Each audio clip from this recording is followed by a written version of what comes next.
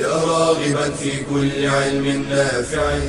ينمو العلم ويتقدم بتقنياته ومجالاته، ومعه نطور أدواتنا في تقديم العلم الشرعي.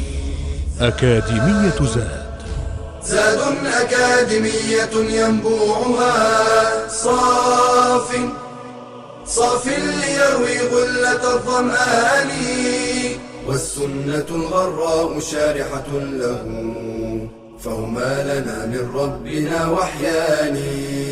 بشرى لنا زاد أكاديمية للعلم كالأزهار في البستان.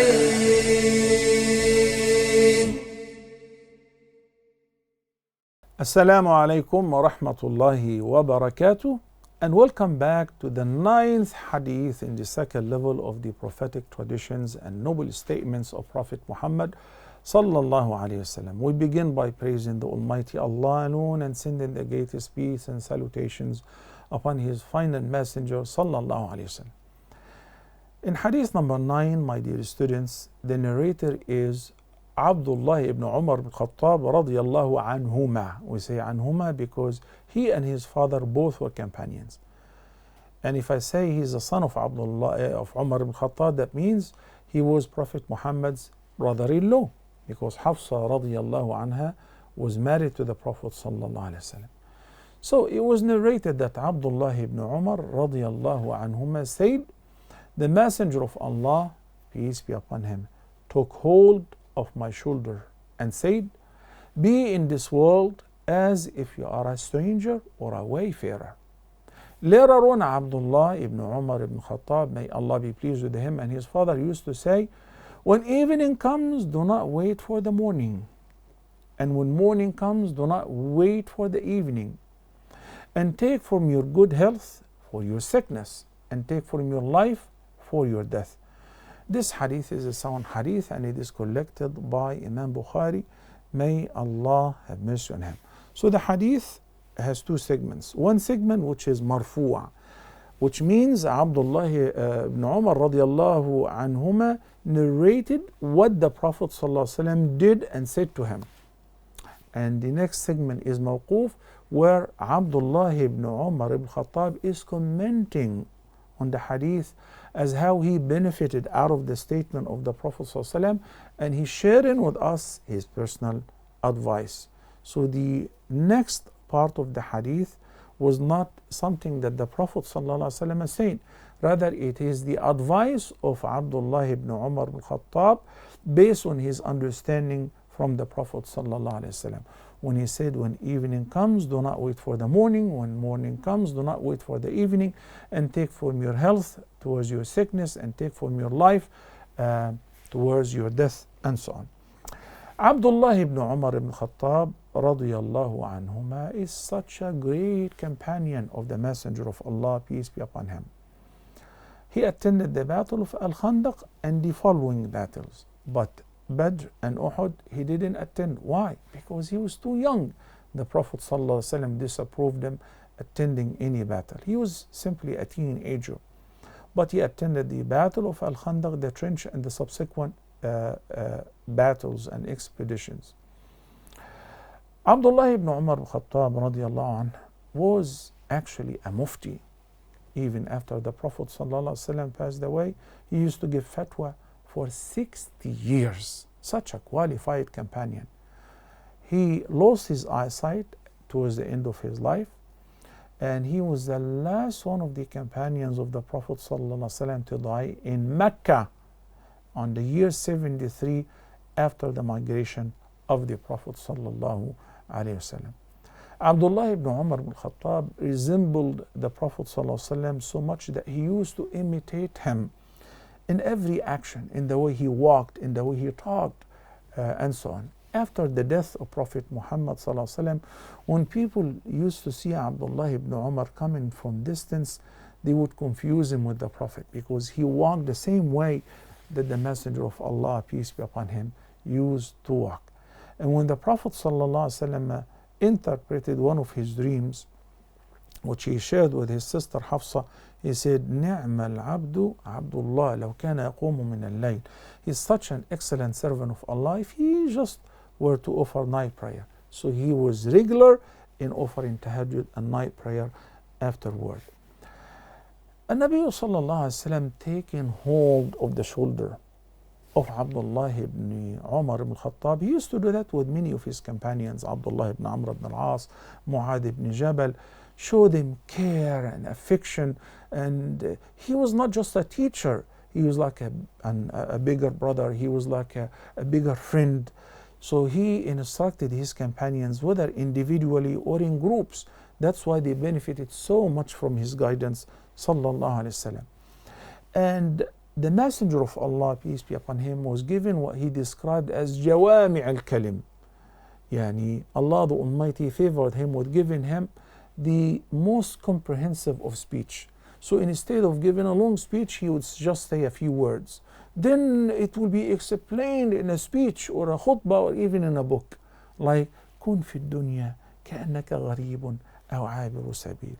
Instead of giving him a long lecture as how he should live this life and be in this life, he used a beautiful two parables. Be in this dunya, in the life of this world, as if you're a stranger or even a wayfarer. And we'll explain both shortly, insha'Allah. Being a stranger in this world means that you don't know much about it. You don't know much about people. You don't care about their positions. You don't have envy towards them. You don't have hatred, resentment, or enmity. You don't have hypocrisy or disputes because, like you don't belong here. So where do I belong? I belong to the hereafter. I look at this life as a field that I'm cultivating, not plants, not fruits and vegetations, rather cultivating good deeds to benefit me in the hereafter. And that's why I'm very protective. I should be very protective of my good deeds. I don't want the reward of my good deeds to be ruined through backbiting, slandering, hatred, enmity, envy, and so on. No, have a clean heart. Let people compete pertaining the world of this life, its pleasure, its gain, its money. And your main focus should be on the next, on the hereafter. That is simply the meaning of being a stranger in this world. You belong to the people of Jannah. You are here for a short period of time. You're working hard in order to reach your final destination, heaven, safely. Then he said, or even a wayfarer. And a wayfarer is somebody who's passing by. I know that I'm in this airport for 3 hours. If I know I'm going to be at the airport for 3 hours, then basically I'm leaving. How much do I care about the construction of the airport, the design, the interior designing, the carpet, the steel, the glasses? I don't care. I don't belong to this airport. This is not my home. I'm just passing by. I'm not here to inspect it. I know that I am waiting for my next flight. So being a wayfarer would make you show less interest in remaining in this station, in this transient life, okay, and rather prepare for the departure at any time. And that's why Abdullah ibn Umar radiyallahu anhuma interpreted that through his personal advices when he says, when the evening come, do not expect to live till the morning. And when the morning comes, do not expect to live the next station. What does it mean? It simply means he benefited from the advice of the Prophet sallallahu alaihi wasallam, and he is saying life is not worth fighting for it. It is not worth showing enmity, hatred, envy. It's not worth eating from haram. It's not worth falling into major sins. It's not worth killing one another for it. Because anyway, it's like water in your palm. Soon it will fall. Can you have a grip on water? No, you can't. You keep filling your palm with water, and it will fall from between your fingers. Life is like that, is like a mirage.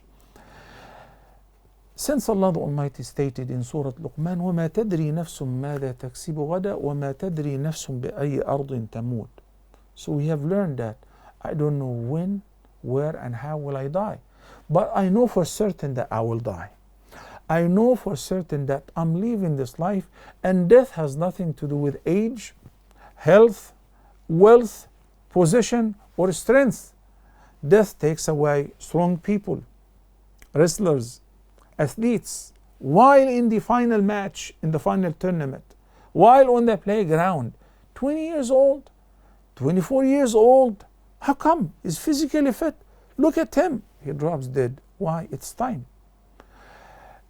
Death takes away rich people, presidents, rulers, men, women, as well as children. Not only sick people, but also healthy people. So an oncologist is telling his patient that you're gonna live only for a couple of weeks, and the oncologist dies next day, and the cancer patient may survive for another couple of years. Subhanallah. So these are all instructions from Abdullah ibn Umar ibn Khattab not to delay serious matters for tomorrow, because you never know whether you will live until you attain it or not. Serious matters like what? Repentance. Do not postpone repentance. Do not postpone an act of obedience which you are commanded to do and say, tomorrow I will do it. How do you know that you will live until tomorrow? Or in the evening I will do it. إذا أمسيت فلا تنتظر الصباح. Whenever it is the evening, do not expect to live till the morning. And whenever it is already the morning, do not expect to live until the evening. Does it mean to be passive? Does it mean to be a loser? Does it mean not to work? No, work, earn, acquire degrees, get married, raise the children. But simply the meaning is to be always on standby. You're a wayfarer.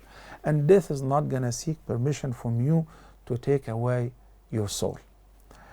So we learn from this hadith some very important lessons, such as, number one, we should have little interest in this world and not regard it as a permanent abode, because it is not. And Nabi sallallahu alayhi wa sallam said, be in this world as if you are a stranger or a wayfarer. This is what we understand from his prophetic guidance sallallahu alayhi wa sallam. Also, Nabi sallallahu alayhi wa sallam taught us, well, by giving convincing likenesses. So if it is hard for you to imagine the nature of this life, think about yourself at the airport for a transit. This is life. The parables that the Prophet ﷺ and the likenesses the Prophet ﷺ is giving us in order to comprehend the reality. Be in this world as if you are a stranger or a wayfarer. Another lesson that we learn, do not hope in the morning that you will make it till the evening. And do not hope in the evening that you will go to sleep and you will get up in the morning and you will achieve all your plans. We make plans, but only Allah knows whether we will survive to execute them or not. Which means what comes first should be done first. Priorities, ibadat, 5 daily prayers, repentance on regular basis. Do not particularly delay repentance. Say, Insha'Allah, when Ramadan comes, I will repent. I'm just waiting for Hajj, then I will quit smoking. Or I'm just waiting until it is, the first 10 days of Dhul Hijjah or Laylatul Qadr, so I can repent. No. No guarantee whatsoever that you will make it till next Ramadan or for Hajj or to Laylatul Qadr. So take advantage of your being still alive. Take advantage of being healthy. Fast as much as you can. Pray not only the fard but also the nawafil as much as you can. Do not postpone anything that you should do as far as an act of worship or repentance from a sin or an act of disobedience. You should execute it as soon as possible. That is the meaning of whenever it is the morning, do not expect to make it to the evening, and whenever it is the evening, do not expect that you will survive to make it in the morning. And finally, each person should take from his good health for his sickness. Because when he is in a good health, it's easy for him to fast, to stand up in prayers, to work and give in charity. But when the person is impaired, physically unfit, with chronic ailment, he doesn't have access to do many things that he used to do in the past. So whenever he was healthy, if he got sick and he cannot fast anymore, Allah will still record for him the same reward of his fasting which he used to do when he was healthy, or the night prayer what he used to do when he was able to stand up in prayer. The Almighty Allah is the most generous, and the Hadith is a very powerful reminder that we should be always ready and on standby to live this transient life and to join the permanent life, and we better prepare for it. May Allah guide us to what is best. Until next time, Assalamu alaikum wa rahmatullahi wa barakatuh. يا راغبا في كل علم نافع ينمو العلم ويتقدم بتقنياته ومجالاته، ومعه نطور أدواتنا في تقديم العلم الشرعي. أكاديمية زاد أكاديمية ينبوعها صاف ليروي غلة الظمآن، والسنة الغراء شارحة له، فهما لنا من ربنا وحيان. بشرى لنا زاد أكاديمية للعلم كالأزهار في البستان.